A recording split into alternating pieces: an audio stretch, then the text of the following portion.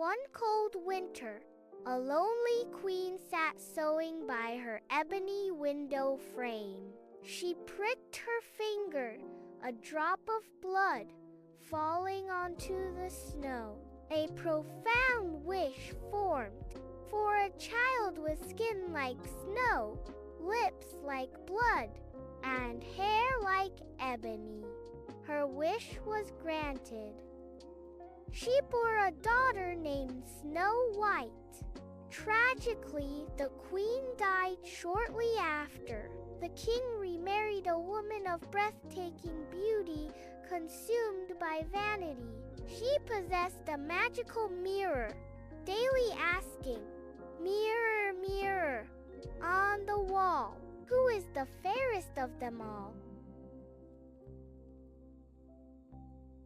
For years the mirror replied, "You, my queen, are the fairest." But as Snow White blossomed, her radiant beauty surpassed the queen's. One fateful morning, the mirror's answer changed. "Queen, you are lovely, but Snow White is 1,000 times fairer than you." A searing jealousy ignited in the queen's heart.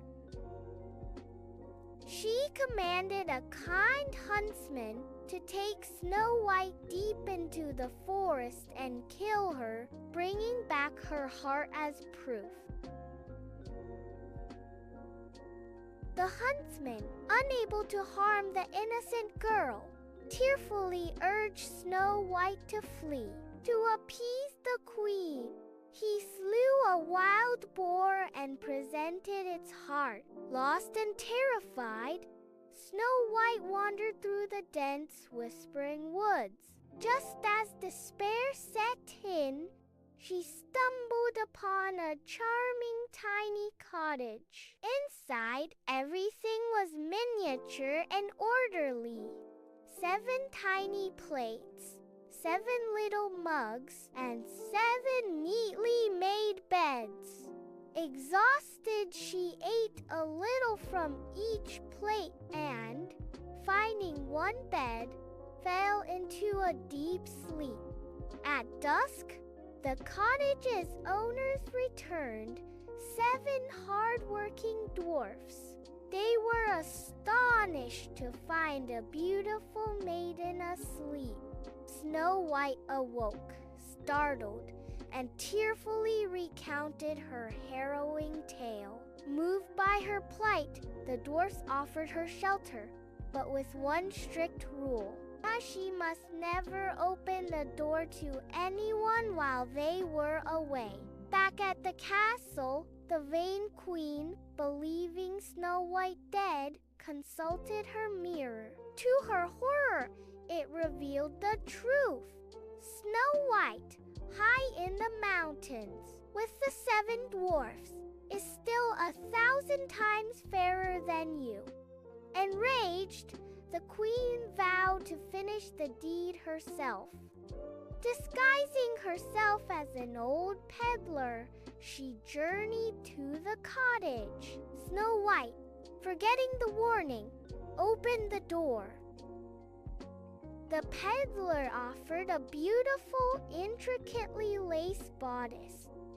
As the queen tightened the laces, Snow White gasped and fainted. The dwarfs returned just in time, cut the suffocating laces, and revived her. Undeterred, the queen tried again, disguised as a different old woman, offering a glittering poisoned comb. Snow White, again forgetting her promise, allowed the woman to comb her hair. The moment the comb touched her scalp, she fell unconscious. Once more, the dwarfs arrived, discovered the comb, pulled it out, and Snow White slowly came back to life. Finally, the queen crafted a magnificent deadly apple. One side was pristine white, the other a tempting vibrant red. Disguised as a farmer's wife, she approached the cottage. Snow White, wary, refused the apple. To prove it safe, the queen bit into the white side. Convinced, Snow White bit into the luscious red side. Instantly, the poison took hold and she fell, seemingly dead. The dwarfs, finding Snow White lifeless, were inconsolable. They fashioned a magnificent glass coffin adorned with gold and placed her gently inside, carrying it to a peaceful forest hill. There, they kept a constant vigil, for she still looked as if she were merely sleeping. One day, a handsome prince, riding through the forest, he saw the radiant maiden in the glass coffin.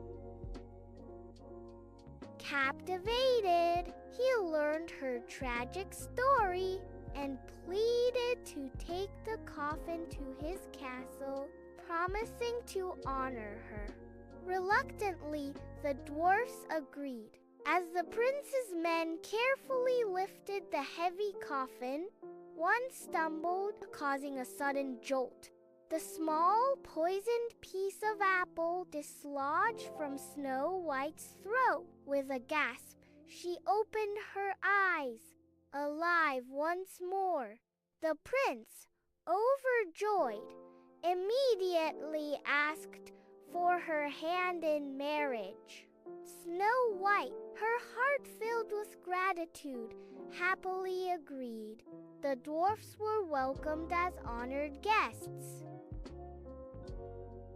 News of the wedding reached the vain queen, who consulted her mirror one last time. Snow White, it declared, is now queen, and 1,000 times fairer than you. Overcome with rage, the queen attended the wedding in disguise.